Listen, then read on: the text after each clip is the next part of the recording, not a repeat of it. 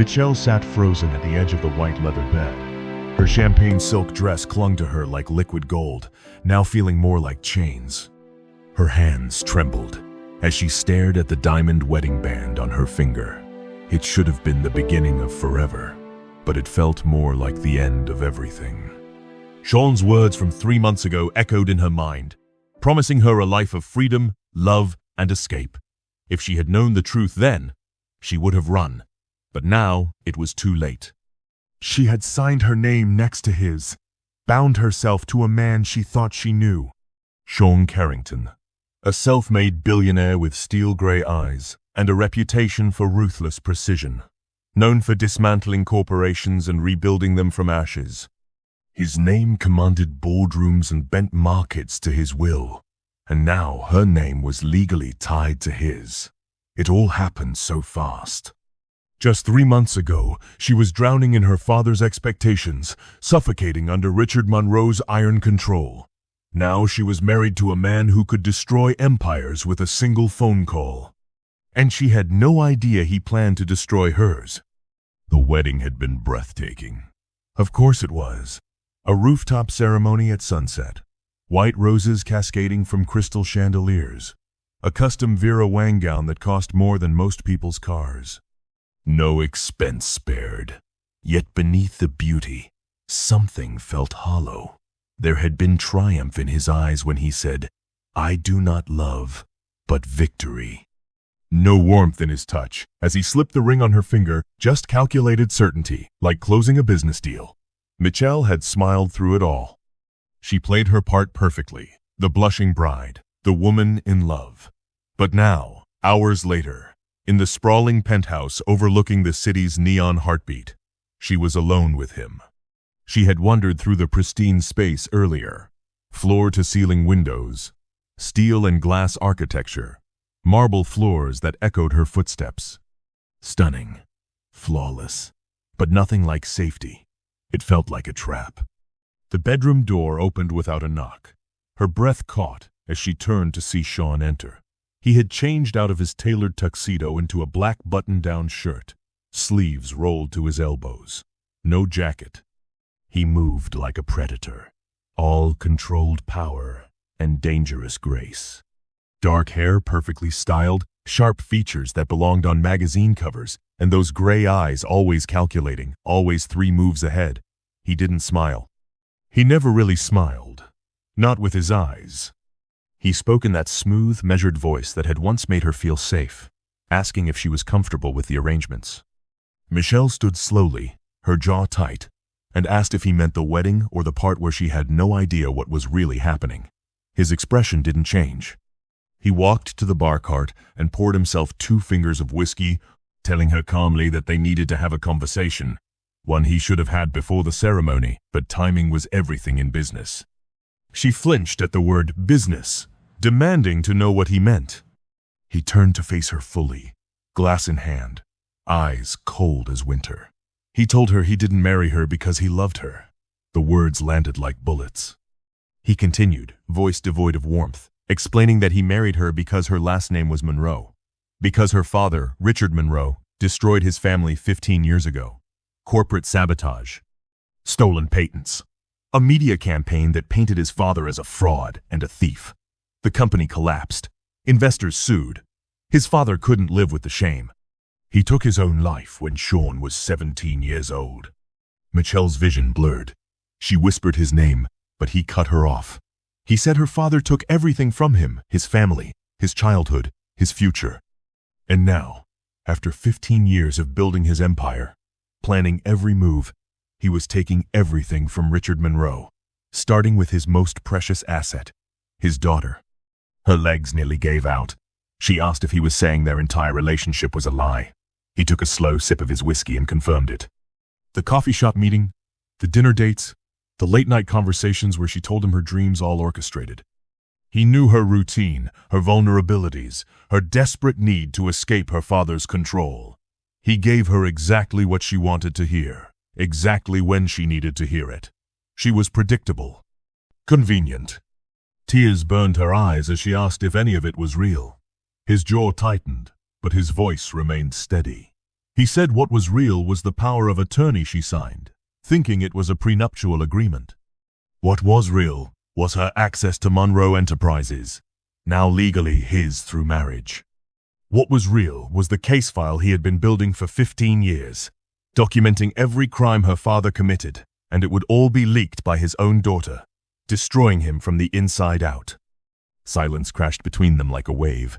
Michelle forced air into her lungs and asked through gritted teeth why he bothered with the wedding at all. Why not just expose her father outright? His gaze turned glacial as he explained that revenge wasn't about speed. It was about precision, about making Richard Monroe watch everything he loved crumble before his eyes, about using his daughter's name, her reputation, her trust fund to finance his own downfall. The public humiliation would be complete. The great Richard Monroe, betrayed by his own blood. She turned away, gripping the edge of the nightstand, staring at the glittering city below, alive, vibrant, free. Everything she would never be again. She whispered that she wasn't her father. She had nothing to do with what he did. Sean's voice came from behind her, colder than before, telling her that innocence didn't matter. She was a Monroe. That made her guilty by association. That made her useful. Her heart shattered into pieces.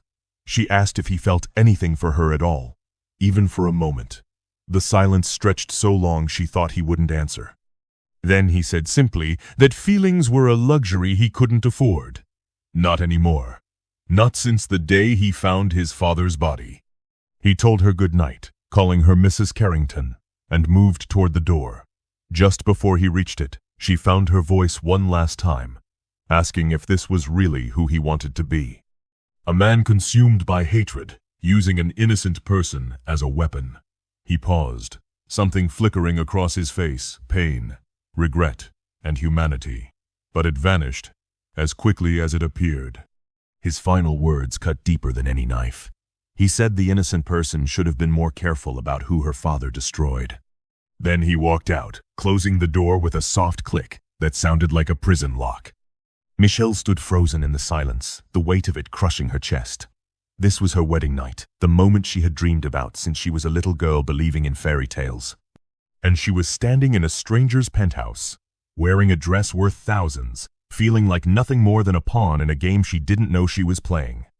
She sank onto the bed, the champagne silk pooling around her like melted gold, and finally let the tears fall. Not because she had married a monster, but because some desperate part of her had believed she was finally free.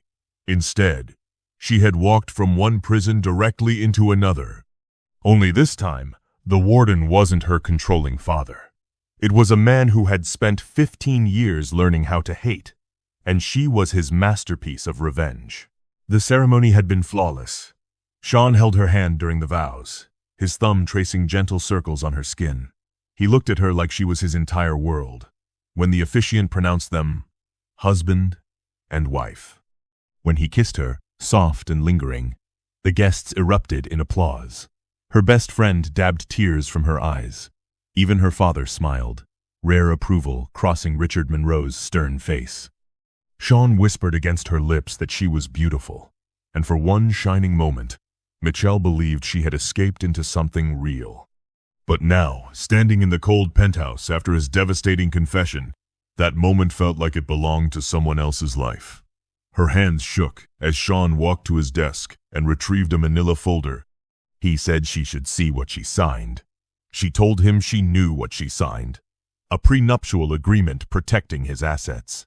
His laugh was bitter, humorless.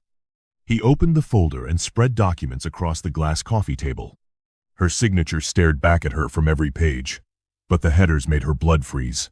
Power of attorney, irrevocable trust transfer, proxy voting rights for Monroe Enterprises. She whispered. It was impossible. Her lawyer reviewed everything. Sean's smile was razor sharp as he explained her lawyer worked for him. Had for 6 months. Every document was legally binding. Every signature she made thinking she was protecting herself actually handed him control of her inheritance, her trust fund, her father's company shares. She grabbed the papers, reading frantically. Dates, clauses, legal terminology that now looked like a foreign language designed to trap her. She asked how long he had been planning this. He said 15 years. Since the day he found his father hanging in their garage. Since the day Richard Monroe's empire rose from the ashes of his family's destruction. Michelle's legs gave out. She collapsed onto the sofa, the documents scattering like fallen leaves. She looked up at Sean, this stranger wearing her husband's face, and asked what he wanted from her now. His eyes held no mercy, as he said she would play the perfect wife. Smile at her father's business dinners, give him access to private family conversations, and when the time came, she would stand beside Sean as he burned the Monroe legacy to the ground. He left her there, surrounded by evidence of her own destruction. The champagne silk of her wedding dress pooled around her like a puddle of liquid gold, beautiful and worthless. The city lights blurred through her tears as one thought consumed her. Her father had destroyed Sean's family, and now Sean would use her to return the favor.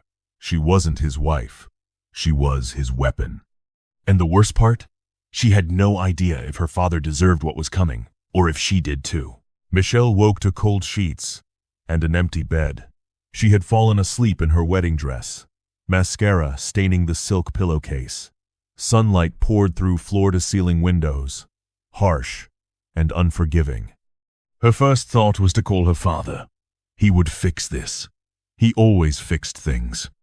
She reached for her phone on the nightstand. The screen showed full bars, but when she tried to dial, a message appeared. Number restricted. She tried again. Same message. Her father's office line. Her childhood best friend. Even emergency services all blocked. Panic clawed up her throat as she realized Sean had locked her out of the outside world. She wasn't just trapped in a marriage.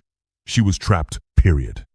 She threw on a robe and stormed through the penthouse searching for him. The living room stretched endlessly, all white marble and expensive art. The kitchen gleamed with appliances she didn't know how to use. A home office sat locked behind frosted glass. She called his name. Only silence answered. Then she found his study door slightly ajar. Inside, filing cabinets lined one wall. Her fingers trembled as she pulled open the first drawer. Manila folders, each labeled with dates going back 15 years. Her father's name appeared on every single one. She pulled out a folder marked Monroe Tech Acquisition 2010. Inside were emails, financial records, testimonies from former employees. Her father's signature authorizing patent theft. Bank transfers to bribed board members. A media strategy memo with the words "Destroy Credibility" underlined in red. Her stomach turned. She grabbed another folder. More evidence. Then another. And another. Each one painted Richard Monroe not as a successful businessman but as a ruthless criminal who built his empire on stolen innovation and destroyed lives. The door clicked shut behind her. She spun to find Sean leaning against the frame, arms crossed, watching her with those cold gray eyes.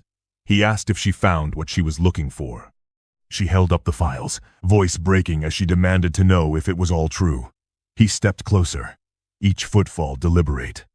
He said every word, every document, every crime was verified and admissible in court. She whispered that her father wouldn't do this. Sean's smile was cruel as he revealed that Richard Monroe didn't just destroy his family. He destroyed 7 others. And tomorrow, they were having dinner with him. She would sit at that table, smile like a loving daughter, and help Sean gather the final piece of evidence he needed. Or he would release everything he had with her signature on the leak. The restaurant was the kind of place where reservations required months of waiting, and every table held someone worth knowing. Michelle wore a crimson dress Sean had selected, his hand possessive on her lower back as they entered. She forced her smile to stay intact, even as her skin crawled beneath his touch. Her father stood to greet them, Richard Monroe's approval radiating across the private dining room. He embraced Sean like a son, praising his business acumen, his vision. If only he knew his son-in-law was a ticking bomb.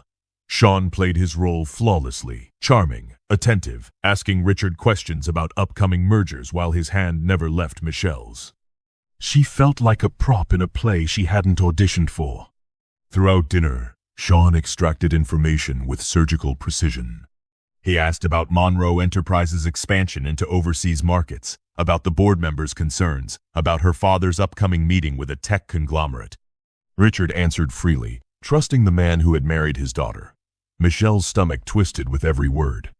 When her father toasted to their marriage, calling Sean the son he never had, she excused herself to the bathroom and vomited. Back at the penthouse, Sean disappeared into his study without a word. The silence was suffocating.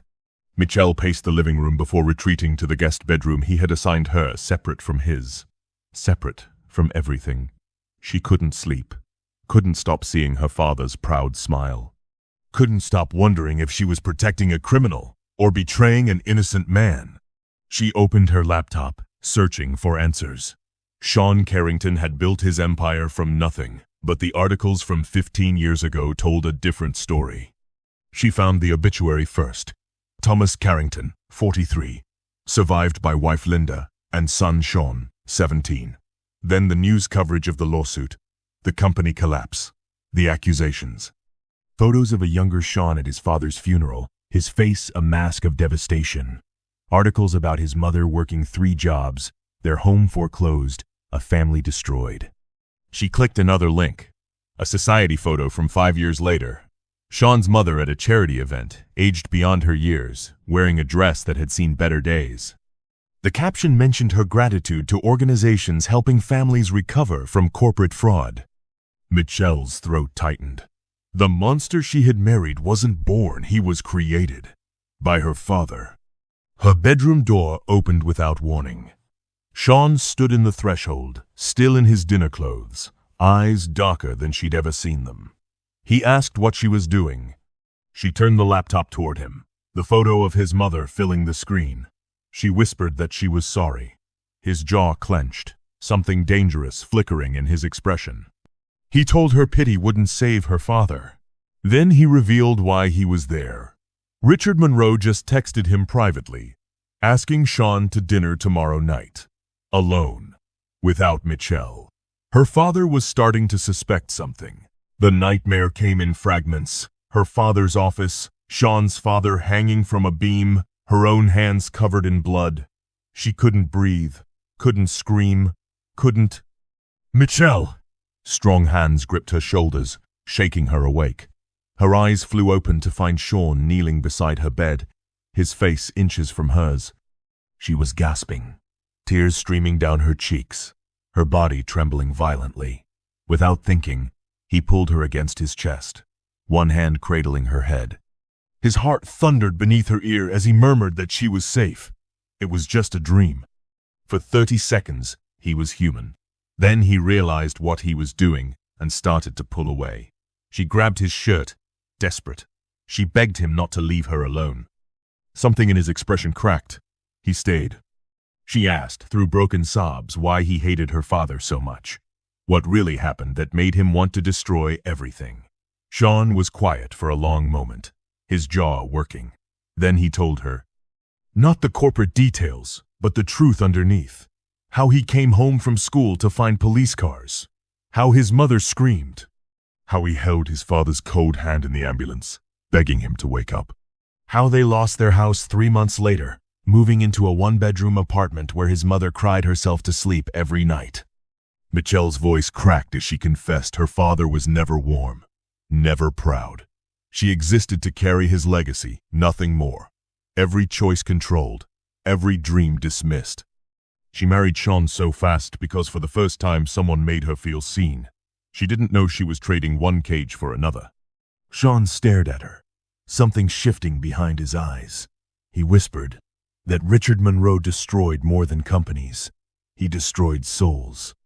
Before either could speak again, Sean's phone buzzed. A message from his business partner. Monroe just hired a private investigator. He's digging into your past. You have 48 hours before he finds out everything. Sean drove her to her childhood home himself. He said she had 2 hours to convince her father everything was fine, to play the dutiful daughter. She nodded, but they both knew she was going for different reasons now. The Monroe estate loomed before her. All stone columns and manicured gardens. the house that had always felt like a museum. Her father met her in his study, the same room where he'd told her at 16 that love was a weakness, and at 23 that she would marry whoever secured the best business alliance. He embraced her stiffly, asking why she looked troubled. She didn't ease into it. She asked if he knew Thomas Carrington. Her father's face remained impassive, but his eyes sharpened. He said it was ancient history. She pressed harder, demanding to know if he stole patents, bribed board members, destroyed a man's life. Richard set down his whiskey glass with deliberate calm. He asked who had been filling her head with accusations. She told him she had seen the documents, every email, every transaction, every crime. He didn't deny it. Instead, he walked to the window and explained that business was war. Thomas Carrington had valuable technology and weak protection. He was inefficient. Richard simply took what should have been his. If Carrington was too fragile to survive the game, that wasn't his problem. Michelle's blood turned to ice. She asked about the 7 other families Sean mentioned. Her father waved a dismissive hand, saying casualties were inevitable in building an empire. She whispered that those casualties included a 17-year-old boy who found his father dead. Richard turned to her, his expression cold, and said, if she was foolish enough to sympathize with losers, perhaps he had raised her wrong. She stood, legs shaking. She told him she finally understood why her mother left, why she had no childhood friends, why everyone at his company feared him. He wasn't a businessman. He was a monster who justified cruelty as strategy. Richard's face darkened. He said she should be careful. He had tolerated her marriage to Sean Carrington because it seemed advantageous. But if she was working against him, she would learn what it meant to be his enemy, family or not. She left without another word. Back in Sean's car, she turned to him with tears streaming down her face and said she believed him. About all of it. Her father didn't just destroy his family, he was proud of it. Sean's expression shifted to something almost like relief. He reached for her hand. Then his phone rang. His business partner's voice came through the speaker, panicked. Richard Monroe just liquidated Michelle's trust fund. Every dollar. Gone. And he filed for an emergency annulment of their marriage, claiming Sean coerced her under false pretenses. They spread the files across Sean's dining table like evidence at a crime scene. Michelle pulled her hair into a messy knot, reading through financial records while Sean paced, explaining each transaction. She stopped him when he mentioned releasing everything to the press. She said if they did this, they did it right. Legal channels, federal investigators, protection for the innocent employees who had no idea they worked for a criminal. Sean stared at her like she had spoken a foreign language. He asked why she cared about protecting anyone associated with her father. She met his gaze steadily and said, because revenge that destroys innocent lives made them no better than Richard Monroe. If he wanted justice, real justice, they had to be precise. Something shifted in his expression. Respect, maybe. He nodded slowly and agreed to do it her way. The nights blurred together. They worked until dawn, building an airtight case. Sean would lean over her shoulder to point at a document, his breath warm against her neck. She would hand him coffee, their fingers brushing, neither pulling away as quickly as they should. He learned she took her coffee with too much sugar. She learned he unconsciously ran his hand through his hair when frustrated. One night, exhausted, she asked what he would have become if her father hadn't destroyed his family. Sean was quiet for a long moment. He said maybe someone who believed in second chances. She whispered that it wasn't too late. He looked at her then, really looked, and said maybe she was right. Their hands were almost touching on the table when his laptop pinged. An encrypted message. Sean's face drained of color as he read it. Michelle demanded to know what was wrong. He turned the screen toward her. The message was from her father. I know what you're planning. I've known since the wedding. Did you really think I wouldn't investigate my daughter's husband? Tomorrow at the charity gala, you'll announce your divorce publicly. Or I release the surveillance footage I have of you forging my signature on those evidence documents. You're not exposing me, Sean. I'm exposing you. Check your email. Sean opened his email. A video file loaded. It showed him in her father's office 6 months ago, before they ever met, copying files from Richard's computer. Her father had known everything from the beginning. They had been playing checkers while Richard Monroe played chess, and tomorrow night he would destroy them both. The ballroom glittered with 1,000 crystal chandeliers and twice as many secrets. Michelle wore black silk that clung like armor. Sean's hand was iron at her waist as they moved through the crowd. Her father held court across the room, his smile predatory. He knew they were coming. He was ready.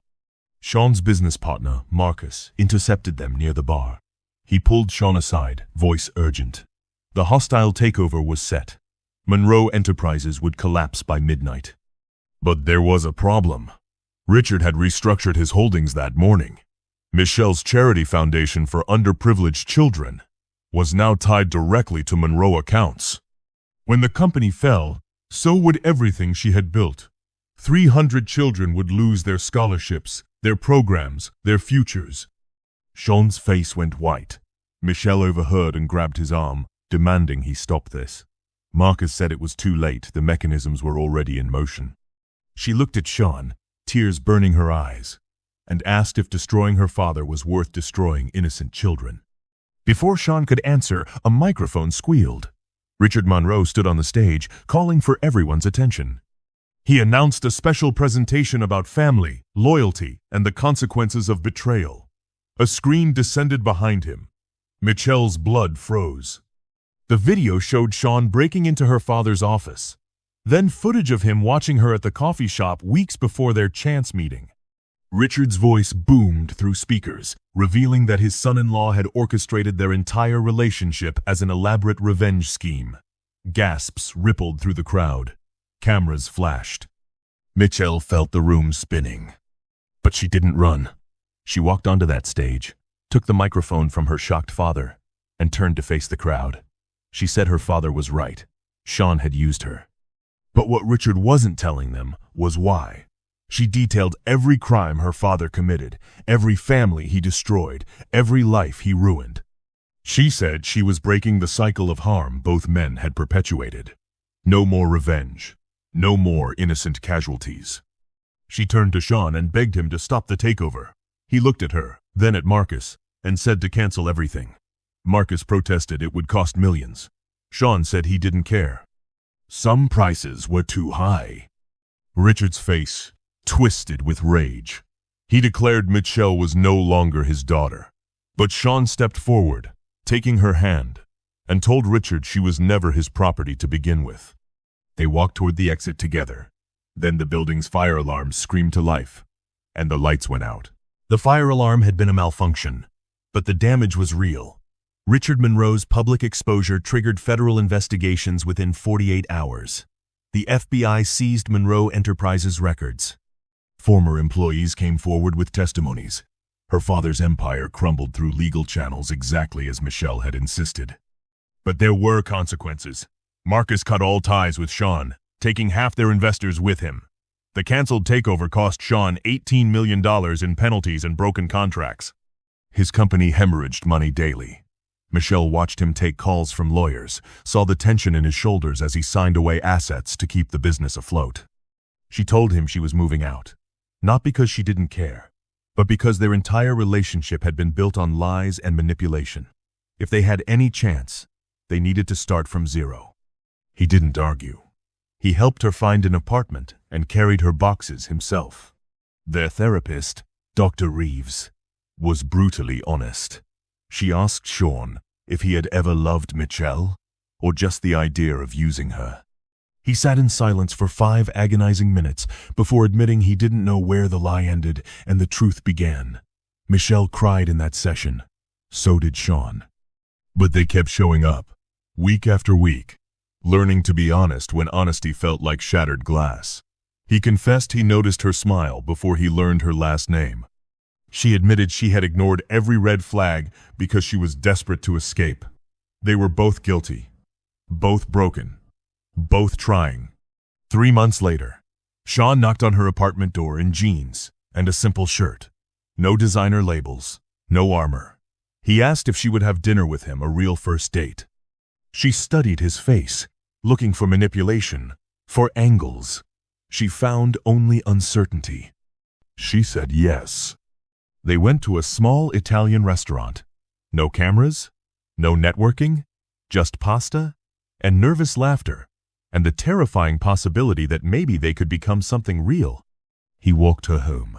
At her door, he asked if he could kiss her. She nodded.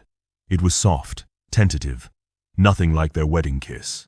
It felt like a beginning. Then her phone rang. Unknown number. She answered. Her father's voice came through, cold and venomous. You thought you destroyed me? I still have one card left to play. Check the news. She opened her phone's browser. The headline made her knees buckle. Mitchell Carrington under investigation for corporate espionage evidence suggests she conspired with husband to defraud Monroe Enterprises. The espionage charges had taken 4 months to clear. Michelle's lawyers proved every document was obtained legally, that her father had fabricated evidence in desperation. Richard Monroe was now serving 8 years in federal prison for corporate fraud. Justice, finally. But it had cost them everything to get there. 6 months after the gala, Michelle stood in the new community center her restructured charity had built. Children's laughter echoed through halls, funded by Sean's sacrifice. He had sold 40% of his company to keep her foundation alive. 300 kids had their futures back. She watched them and felt something she hadn't felt in years. Hope. That evening, she met Sean at his penthouse. Not the glass prison from their wedding night, he had sold that too. This place was smaller, warmer, with photographs on the walls instead of corporate art. They still lived separately, still taking it slow, still learning to trust the quiet moments. He handed her a box wrapped in simple brown paper. Inside, she found confetti, thousands of shredded pieces of documents. The revenge files. Destroyed. He said he didn't need them anymore. He had something better. Her.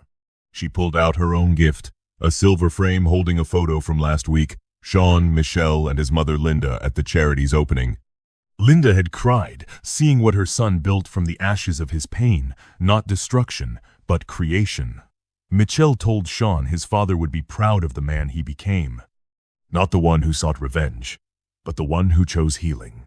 Sean kissed her then, deep and real. He whispered that love wasn't about destiny or revenge. It was about choice. And he chose her. Every single day. This is the end of the story. Kindly hit the subscribe button and stay tuned for more stories.